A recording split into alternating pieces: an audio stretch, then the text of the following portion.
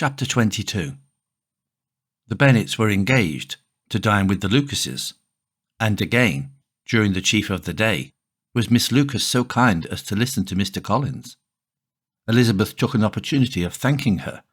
"It keeps him in good humour," said she, "and I am more obliged to you than I can express." Charlotte assured her friend of her satisfaction in being useful, and that it amply repaid her for the little sacrifice of her time. This was very amiable, but Charlotte's kindness extended farther than Elizabeth had any conception of. Its object was nothing less than to secure her from any return of Mr. Collins's addresses, by engaging them towards herself. Such was Miss Lucas's scheme, and appearances were so favourable that when they parted at night, she would have felt almost sure of success, if he had not been to leave Hertfordshire so very soon.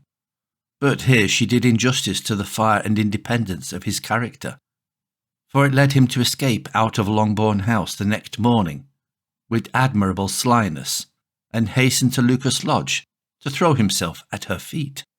He was anxious to avoid the notice of his cousins, from a conviction that, if they saw him depart, they could not fail to conjecture his design, and he was not willing to have the attempt known till its success could be known likewise. For though feeling almost secure, and with reason, for Charlotte had been tolerably encouraging, he was comparatively diffident since the adventure of Wednesday. His reception, however, was of the most flattering kind. Miss Lucas perceived him from an upper window as he walked towards the house, and instantly set out to meet him accidentally in the lane. But little had she dared to hope that so much love and eloquence awaited her there. In a shorter time as Mr. Collins' long speeches would allow, everything was settled between them, to the satisfaction of both, and they entered the house. He earnestly entreated her to name the day that was to make him the happiest of men, and though such a solicitation must be waived for the present, the lady felt no inclination to trifle with his business. The stupidity with which he was favoured by nature must guard his courtship from any charm that could make a woman wish for its countenance, and Miss Lucas, who accepted him solely from the pure and disinterested desire of an establishment, cared not how soon that establishment were gained. Sir William and Lady Lucas were speedily applied for their consent, and it was bestowed with a most joyful alacrity. Mr. Collins's present circumstances made it a most eligible match for their daughter, to whom they could give little fortune, and his prospects of future wealth were exceedingly fair. Lady Lucas began directly to calculate, with more interest than the matter had ever excited before, how many years longer Mr. Bennet was likely to live, and Sir William gave it as his decided opinion that whenever Mr. Collins should be in possession of the Longbourn estate, it would be highly expedient that both he and his wife should make their appearance at St. James's. The whole family, in short, were properly overjoyed on the occasion.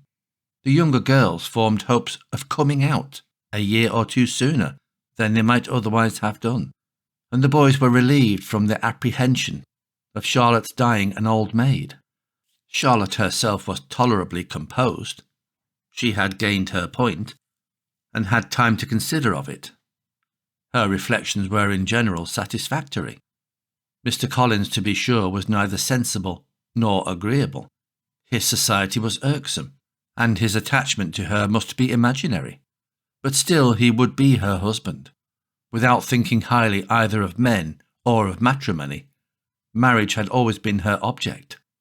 It was the only honourable provision for well-educated young women of small fortune, and however uncertain of giving happiness, must be their pleasantest preservative from want. This preservative she had now obtained, and at the age of 27, without having ever been handsome. She felt all the good luck of it.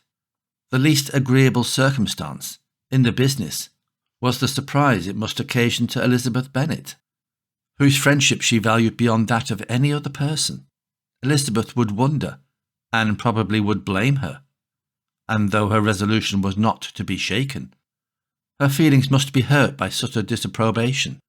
She resolved to give her the information herself, and therefore charged Mr. Collins when he returned to Longbourn to dinner, to drop no hint of what had passed before any of the family.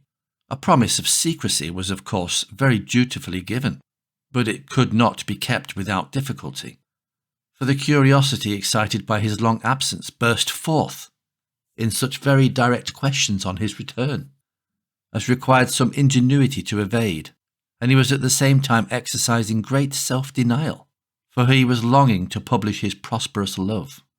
They were all astonished, and Mr. Bennet, who could by no means wish for so speedy a return, immediately said, "But is there not danger of Lady Catherine's disapprobation here, my good sir?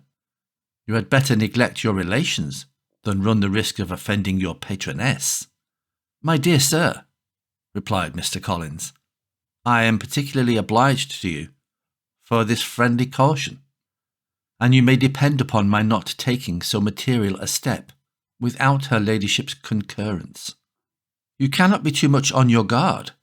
Risk anything rather than her displeasure, and if you find it likely to be raised by your coming to us again, which I should think exceedingly probable, stay quietly at home, and be satisfied that we shall take no offence.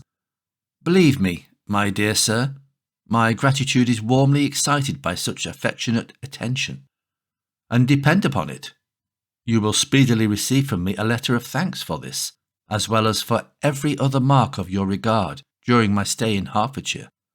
As for my fair cousins, though my absence may not be long enough to render it necessary, I shall now take the liberty of wishing them health and happiness, not excepting my cousin Elizabeth." With proper civilities, the ladies then withdrew, all of them equally surprised to find that he meditated a quick return. Mrs. Bennet wished to understand by it that he thought of paying his addresses to one of her younger girls, and Mary might have been prevailed on to accept him. She rated his abilities much higher than any of the others. There was a solidity in his reflections which often struck her, and though by no means so clever as herself, she thought that, if encouraged to read and improve himself by such an example as hers, he might become a very agreeable companion. But on the following morning every hope of this kind was done away. Miss Lucas called soon after breakfast, and in a private conference with Elizabeth related the event of the day before. The possibility of Mr. Collins fancying himself in love with her friend had once occurred to Elizabeth within the last day or two, but that Charlotte could encourage him seemed almost as far from possibility as that she could encourage him herself, and her astonishment was consequently so great as to overcome at first the bounds of decorum, and she could not help crying out, "Engaged to Mr. Collins? My dear Charlotte? Impossible!" The steady countenance which Miss Lucas had commanded in telling her story gave way to a momentary confusion here, on receiving so direct a reproach, though, as it was no more than she expected, she soon gained her composure, and calmly replied, "Why should you be surprised, my dear Eliza? Do you think it incredible that Mr. Collins should be able to procure any woman's good opinion, because he was not so happy as to succeed with you?" But Elizabeth had now recollected herself, and making a strong effort for it, was able to assure her, with tolerable firmness, that the prospect of their relationship was highly grateful to her, and that she wished her all imaginable happiness. "I see what you are feeling," replied Charlotte. "You must be surprised, very much surprised, so lately as Mr. Collins was wishing to marry you. But when you have had time to think it all over, I hope you will be satisfied with what I have done. I am not a romantic, you know. I never was. I ask only a comfortable home, and considering Mr. Collins's character, connections, and situation in life, I am convinced that my chance of happiness with him is as fair as most people can boast on entering the marriage state." Elizabeth quietly answered, "Undoubtedly," and after an awkward pause, they returned to the rest of the family. Charlotte did not stay much longer, and Elizabeth was then left to reflect on what she had heard. It was a long time before she became at all reconciled with the idea of so unsuitable a match. The strangeness of Mr. Collins making 2 offers of marriage within 3 days was nothing in comparison of his being now accepted. She had always felt that Charlotte's opinion of matrimony was not exactly like her own, but she could not have supposed it possible that, when called into action, she would have sacrificed every better feeling to worldly advantage.